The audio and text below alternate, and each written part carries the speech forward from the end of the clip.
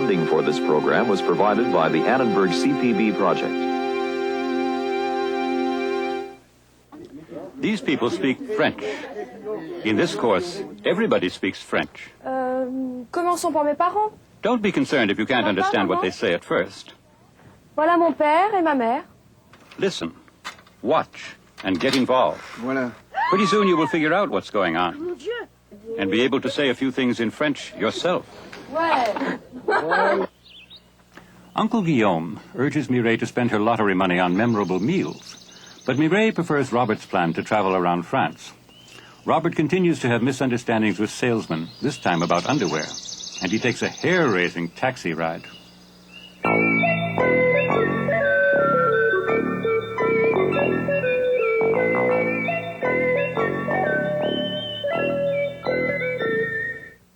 Mireille téléphone à son oncle Guillaume. Allô, tonton Guillaume? Devine ce qui m'arrive. Tu te maries? Mais non, c'est une bonne nouvelle. C'est bien mieux que ça. Alors je vois pas. Je viens de gagner 40 000 francs à la loterie nationale. Sans blague. Mais c'est formidable ça. Et te voilà riche. Bon écoute, il faut fêter ça, hein? Et tonton Guillaume invite Mireille à prendre le thé à la Grande Cascade. 4 heures, ça te va? Oui? Bon, alors parfait, je passe te prendre? Non, non, je me débrouillerai. Tu es sûr? Bon, et ben alors à 4 heures? D'accord, à tout à l'heure. Au revoir.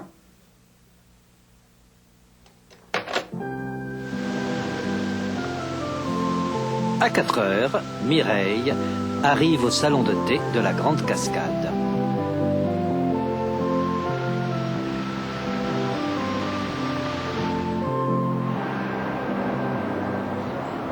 Alors comme ça, tu as gagné 40 000 francs. Ben oui. Qu'est-ce que tu vas en faire? Ben je me le demande. Tante Georgette voudrait que je donne de l'argent pour son cimetière de chiens. Ah, ça c'est bien elle. Mais c'est Georgette tout craché, c'est vrai. Écoute, il y a des millions de gosses qui meurent de faim partout dans le monde, et tout ce qui l'intéresse, c'est d'assurer une sépulture décente au toutou des fins. Oh, quel vieux chameau, cette Georgette. Oh, t'es pas gentil, tonton, là. Tante Paulette a une autre idée. Ouais. Elle dit que je devrais lui acheter sa vieille bagnole. Oh là, méfie-toi. C'est une très belle voiture, mais elle n'a pas roulé depuis l'exode de 1940. Hein.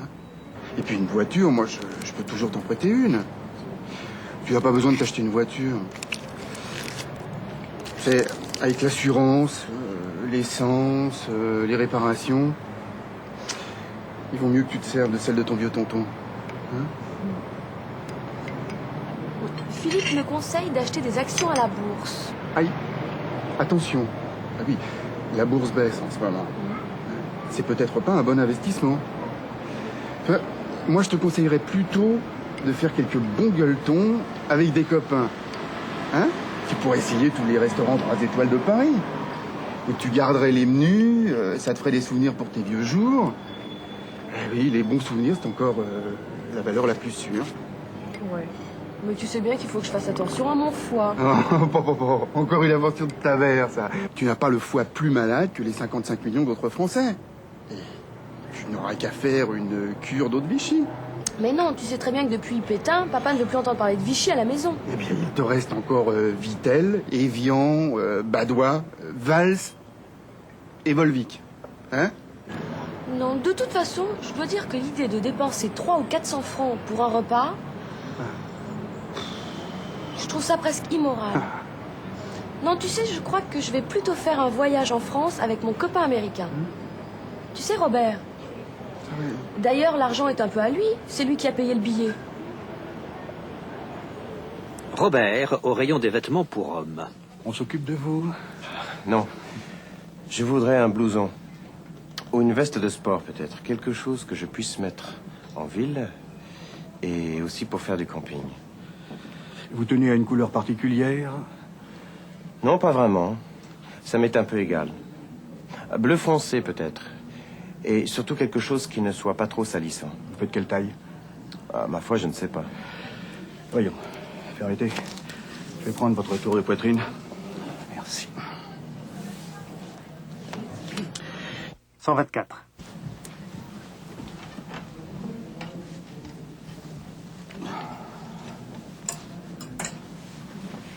Tenez, celui-ci devrait vous aller. C'est votre taille. Ce n'est pas vraiment bleu foncé. Ah, c'est le seul que nous ayons dans votre taille. Nous n'avons plus de bleu. Celui-ci est jaune et blanc. Ce qui me semblait, oui. Tenez, essayez-le donc.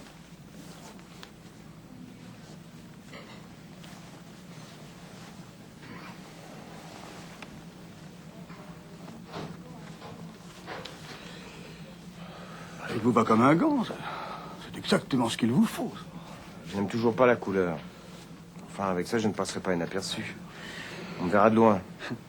Si je me perds, on me retrouvera facilement. Je voudrais aussi un pantalon. Vous devez faire 88 comme tour de taille.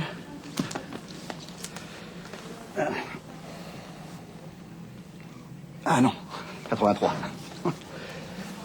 Tenez, voilà un très beau pantalon en velours côtelé. Ah, la couleur irait très bien avec votre blouson. Non. Bon. Tenez, voilà un article en tergale. C'est très beau comme tissu. Ça tient très bien le pli. C'est à la fois, comment dirais-je... Ah. Comment dirais-je? Eh bien, je dirais tout simplement sport et habillé. Vous voulez l'essayer? Non, non, ça a l'air d'aller, je le prends. Vous n'avez pas besoin de chemise? C'est très bien pour le voyage. Ça se lave très facilement, ça sèche en quelques minutes. Non, merci. Des slips? Je ne porte pas de slip. Des caleçons alors? Je ne porte plus de caleçon non plus. Alors qu'est-ce que vous portez? Vous ne portez rien en dessous? Mais si, je porte ces espèces de petits... Oui, c'est bien ce que je disais, des slips. Ah, mais je crois que les slips, c'est pour les dames. Ah oui, nous en avons aussi pour les dames. Mais alors, avec de la dentelle. C'est plus féminin. Non, merci. Avec ou sans dentelle, j'ai tout ce qu'il me faut.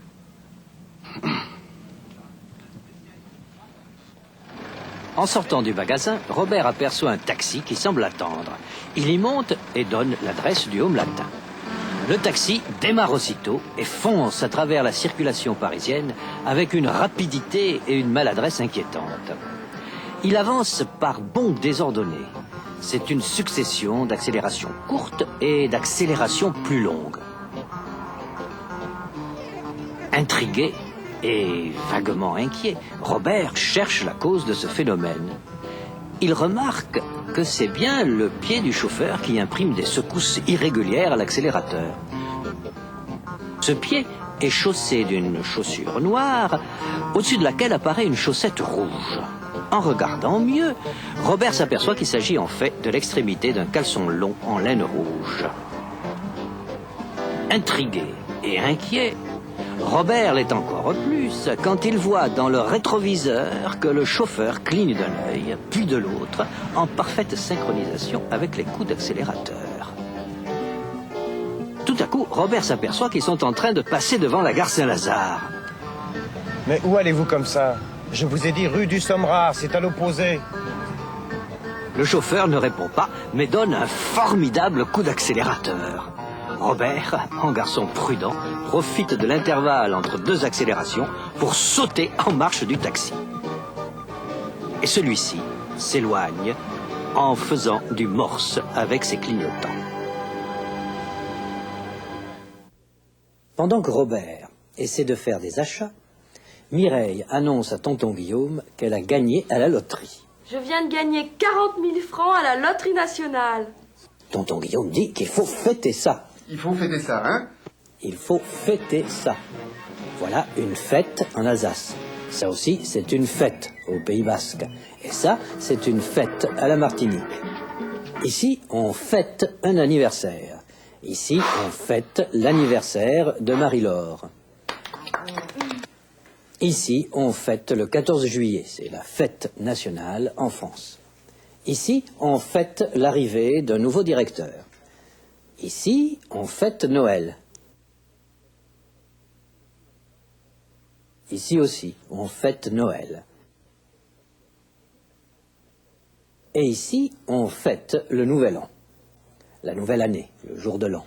Et regardez eux, ils ont gagné à la loterie. Alors, ils vont fêter ça.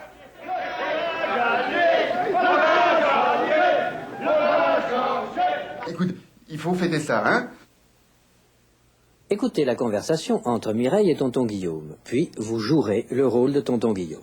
Je viens de gagner 40 000 francs à la loterie nationale. Sans blague. Mais c'est formidable, ça, hein? Et te voilà riche.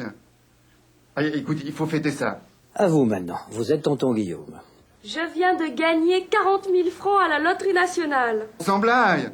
Mais c'est formidable, ça, hein? Et te voilà riche. Allez, écoute, il faut fêter ça. Sans blague. Mais c'est formidable, ça, hein?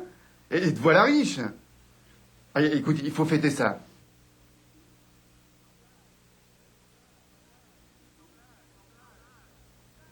Sans blague. Mais c'est formidable, ça, hein? Et te voilà riche. Allez, écoute, il faut fêter ça. Tonton Guillaume a invité Mireille à prendre le thé. Eux aussi, ils prennent le thé. Il a l'air délicieux. C'est un petit mélange de Earl Grey et de Darjeeling. Tonton Guillaume a invité Mireille dans un endroit très chic, un restaurant-salon de thé au bois de Boulogne, près du champ de course de Longchamp.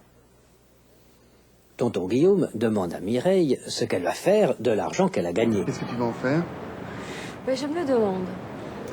Tante Georgette voudrait que je lui donne de l'argent pour son cimetière de chiens. Tonton Guillaume se moque de tante Georgette. Ah, ça c'est bien elle, c'est Georgette tout craché. Ah, ça c'est bien elle. Mais c'est Georgette tout craché. C'est elle tout craché, ça lui ressemble. Regardez ça, c'est tante Georgette. Et ça lui ressemble? Oui, c'est elle tout craché. Regardez comme Cécile ressemble à Mireille sur cette photo. C'est Mireille tout craché. Hein? Tout craché, du verbe cracher. Vous vous rappelez? Une fenêtre qui crache des flammes. Et voilà quelqu'un qui crache du feu. Mais dans le métro, il est défendu de cracher, même du feu. Tonton Guillaume se moque de tante Georgette parce qu'elle s'occupe d'un cimetière de chiens. Tout ce qui l'intéresse, c'est d'assurer une sépulture décente au toutou défunt. Une sépulture, une tombe. Dans un cimetière, il y a des sépultures. Voilà la tombe, la sépulture de Chopin au Père-Lachaise. Tante Georgette s'occupe de donner des sépultures décentes aux chiens défunts, aux toutous. Voilà un toutou. Tante Georgette a un toutou. Et Marie-Laure a un tutu, parce qu'elle fait de la danse. Un toutou, un tutu. Tonton Guillaume n'est pas gentil du tout avec sa sœur. Il la traite de vieux chameau. Quel vieux chameau, cette Georgette. Aide-moi! Débrouille-toi toute seule. Oh, vieux chameau. Voilà un chameau. Quel vieux chameau, cette Georgette. Tante Paulette voudrait que Mireille lui achète sa voiture. Mais tonton Guillaume n'est pas d'accord. Il conseille à Mireille de ne pas l'acheter. Méfie-toi. Oh là, méfie-toi. Méfie-toi. Fais attention. Jean-Claude, méfie-toi. Regardez Marie-Laure ici. Elle se méfie. Tu peux me prêter 50 francs? Tu me les rendras? Mais bien sûr que je te les rendrai. Quand? Demain matin. Sûr? Elle est prudente, cette petite. Elle se méfie. Elle a raison. Il faut toujours se méfier. On ne sait jamais ce qui peut arriver. Regardez, lui, il ne se méfie pas, et voilà ce qui lui arrive. Il faut toujours se méfier. Regardez lui, il court tranquillement, il ne se méfie pas, et pan, il y a une ficelle. Méfie-toi, petite Anne. Il faut toujours se méfier. Il ne faut rien accepter d'un inconnu. Voilà un père méfiant. Qu'est-ce que c'est que ce croissant-là? C'est maman qui t'a donné de l'argent? Non, c'est un monsieur à la carte de visite. Mais tu vas acheter ça, hein? C'est déjà dit de pas accepter quelque chose d'un monsieur que tu connais pas, hein? Alors qui habite ici? Ne t'en fais pas. Il se méfie. Il vaut mieux que je parte. Mireille devrait se méfier parce que la voiture de tante Paulette est une très belle voiture, mais elle est vieille et elle n'a pas roulé depuis l'exode de 1940. En 1940, les Allemands ont envahi la France et la population est partie sur les routes pour fuir les Allemands. Mireille n'a pas besoin d'acheter la vieille voiture de tante Paulette. Tu n'as pas besoin de t'acheter une voiture. Elle peut toujours se servir de la voiture de tonton Guillaume. Il vaut mieux que tu te serves de celle de ton vieux tonton. Ça, c'est la voiture de tonton Guillaume. Mireille se sert de la voiture de tonton Guillaume. Ça, c'est un stylo. Pour écrire, elle se sert d'un stylo. Ça, c'est une clé anglaise. Marie-Laure se sert d'une clé anglaise. Ça, c'est un tire-bouchon. Monsieur Courtois se sert d'un tire-bouchon. Lui, il se sert d'une pelle pour ramasser les feuilles mortes. Ça, c'est un marteau. Ils se servent d'un marteau. Lui, il se sert d'un marteau. Et lui, il se sert d'une barre de fer pour ouvrir la porte. Le cousin de Mireille lui conseille d'acheter des actions en bourse. À la bourse, on achète et on vend des valeurs, des actions de différentes sociétés. Mais tonton Guillaume n'est pas d'accord. Attention. Ah oui, la bourse baisse en ce moment. Ça monte, ça baisse. La température monte, la température baisse. Si les valeurs en bourse baissent, ce n'est pas un bon investissement. Mais si elles montent, c'est un bon investissement. En général, l'immobilier, les terrains, les maisons, les appartements, la construction sont un bon investissement. Tonton Guillaume conseille à Mireille de faire quelques bons gueuletons avec des amis. Moi, je te conseillerais plutôt de faire quelques bons gueuletons avec des copains. Un gueuleton. Voilà un gueuleton. Un gueuleton, un bon repas entre amis. Tonton Guillaume conseille à Mireille d'aller faire de bons gueuletons dans les restaurants à 3 étoiles. Dans le guide Michelin, les très bons restaurants ont 1 étoile. Les très très bons restaurants ont 2 étoiles. Et les restaurants exceptionnels ont 3 étoiles. 1 étoile. La place de l'Étoile à Paris a la forme d'une étoile. Tu pourrais essayer tous les restaurants 3 étoiles de Paris. Où tu garderais les menus, ça te ferait des souvenirs pour tes vieux jours. Mireille a peur pour son foie. Mais tu sais bien qu'il faut que je fasse attention à mon foie. Les gueuletons, ce n'est pas bon pour le foie. Le foie. Beaucoup de Français ont des ennuis avec leur foie à cause des gueuletons. Prométhée, lui, avait des ennuis avec son foie à cause de l'aigle. Si on a mal au foie, il faut boire de l'eau minérale, comme l'eau de Vichy. Puis tu n'auras qu'à faire une cure d'eau de Vichy. Malheureusement, M. Bello ne veut pas entendre parler de Vichy. Il ne veut pas en entendre parler. Il en a horreur. Tu sais bien que depuis Pétain, papa ne veut plus entendre parler de Vichy à la maison. Pas à cause de l'eau, mais à cause du maréchal Pétain. Parce que pendant l'occupation allemande, Pétain avait installé son gouvernement à Vichy. Et M. Bello était contre Pétain et la collaboration avec les Allemands. Heureusement, il y a beaucoup d'eau minérale en France. Eh bien, il te reste encore Vittel, Evian, Badois, Valls et Volvic. De toute façon, Mireille ne veut pas dépenser son argent pour manger. Non, tu sais, je crois que je vais plutôt faire un voyage en France avec mon copain américain. Et vous, qu'est-ce que vous feriez si vous aviez gagné à la loterie? Un très beau voyage. Moi aussi, j'aimerais bien connaître l'Amérique. Moi aussi. Hein. Je crois que j'achèterais beaucoup de livres. Robert, lui, essaie d'acheter un blouson pour partir explorer la France. Vous tenez à une couleur particulière? Non, pas vraiment. Ça m'est un peu égal. Ça lui est égal. Ça n'a pas d'importance. Lequel tu veux? Oh, ça m'est égal. Bon, alors je prends le choix à la crème. Oh, c'est juste celui que je voulais. Bah, il faudrait savoir, ça t'est égal ou ça t'est pas égal? Ça m'est pas égal. Je préfère le choix à la crème. Non. Bah, il fallait me le dire si ça t'était pas égal. Moi, ça m'est égal, alors je vais prendre l'éclair au chocolat. Ça te va? Ça lui est égal, mais il ne veut pas quelque chose qui soit trop salissant. Pas du blanc, par exemple. Parce que le blanc, c'est salissant. Ça se salit facilement. Le blanc, c'est salissant. L'élevage des huîtres, c'est un métier salissant. On se salit. Remplacer les tuiles du toit aussi, c'est un travail salissant. Il ne faut pas avoir peur ni de se fatiguer, ni de se salir. Les enfants se salissent.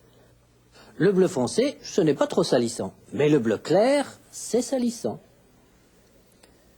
Robert veut du bleu foncé, mais il ne sait pas quelle est sa taille. Permettez, je vais prendre votre tour de poitrine. Écoutez la conversation entre le vendeur et Robert. Ensuite, vous jouerez le rôle de Robert. On s'occupe de vous? Non. Je voudrais un blouson. Vous tenez à une couleur particulière? Ça m'est égal. Quelque chose qui ne soit pas trop salissant. À vous maintenant, vous êtes Robert. On s'occupe de vous? Non. Je voudrais un blouson. Non. Je voudrais un blouson. Non. Je voudrais un blouson. Vous tenez à une couleur particulière? Ça m'est égal. Quelque chose qui ne soit pas trop salissant. Ça m'est égal. Quelque chose qui ne soit pas trop salissant.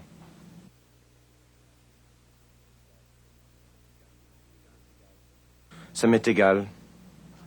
Quelque chose qui ne soit pas trop salissant. Robert essaie un blouson. Il le met pour l'essayer. Colette essaie un pull de Mireille. Et lui, il essaie un t-shirt. Et cette dame essaie une veste dans une cabine d'essayage. Mais elle ne lui va pas, elle est trop petite. Là, la robe va très bien. Tourne-toi.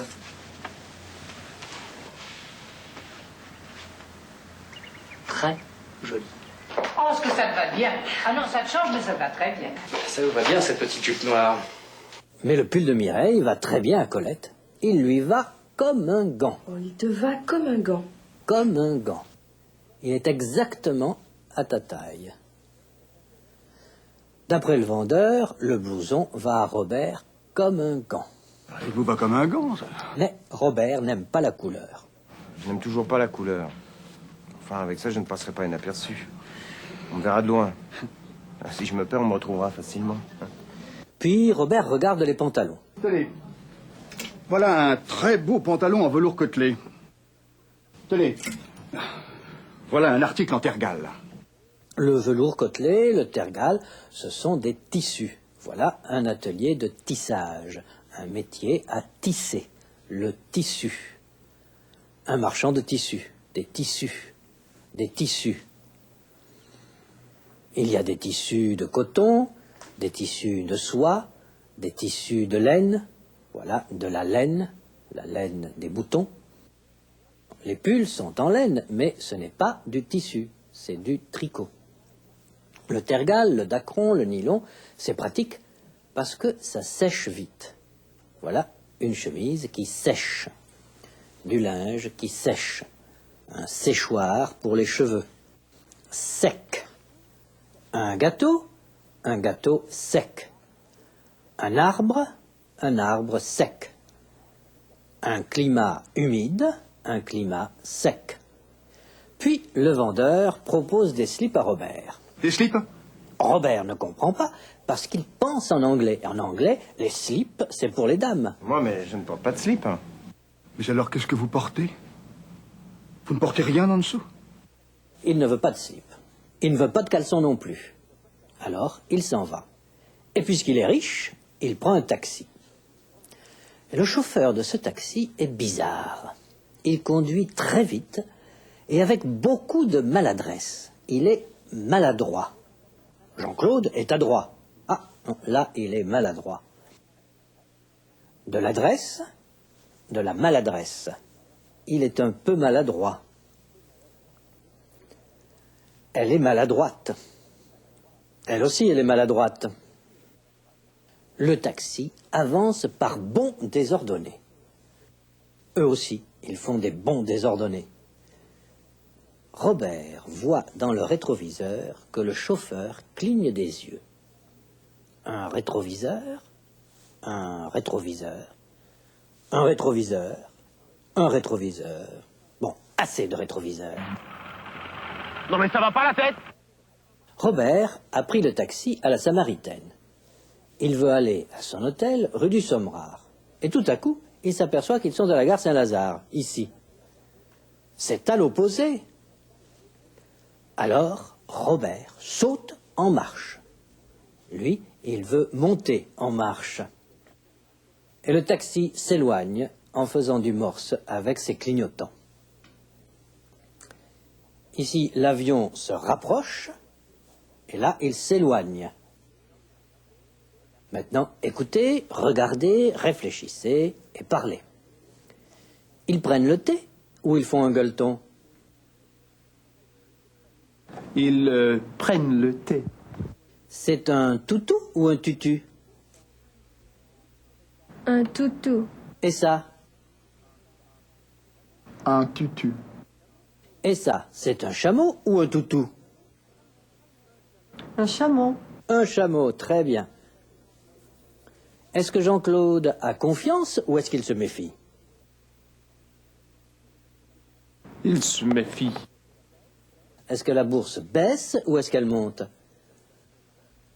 Elle baisse. Ça, c'est de la laine ou du coton? De la laine. De la laine. Si vous êtes à la Samaritaine, la gare Saint-Lazare, c'est du même côté que le quartier latin ou c'est à l'opposé? C'est à l'opposé. C'est à l'opposé. Si vous êtes français et si vous mangez trop et vous buvez trop de vin, où est-ce que vous avez mal? Au foie. Oh là là, ça ne va pas. Vous buvez trop, monsieur Guignol. Il faut faire une cure d'eau de Vichy, monsieur Guignol. Eh, je n'aime pas beaucoup ça. Eh bien alors une cure d'eau d'Évian, monsieur Guignol. Je n'aime pas beaucoup ça non plus. Et alors de la badoie, monsieur Guignol. Je n'aime pas l'eau minérale. Je préfère le Beaujolais.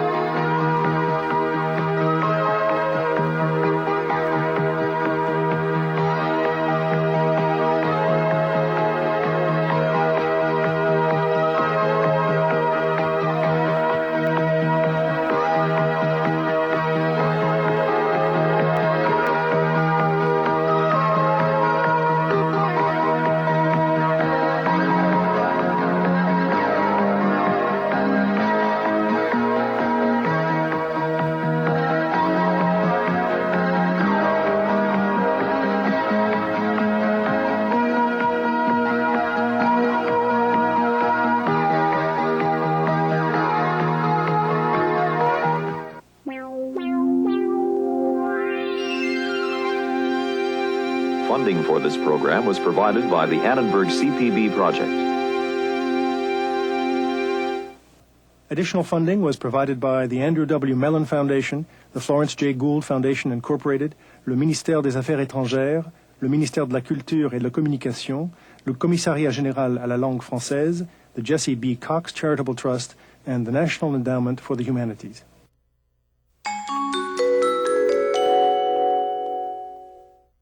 You can order these programs on videocassette.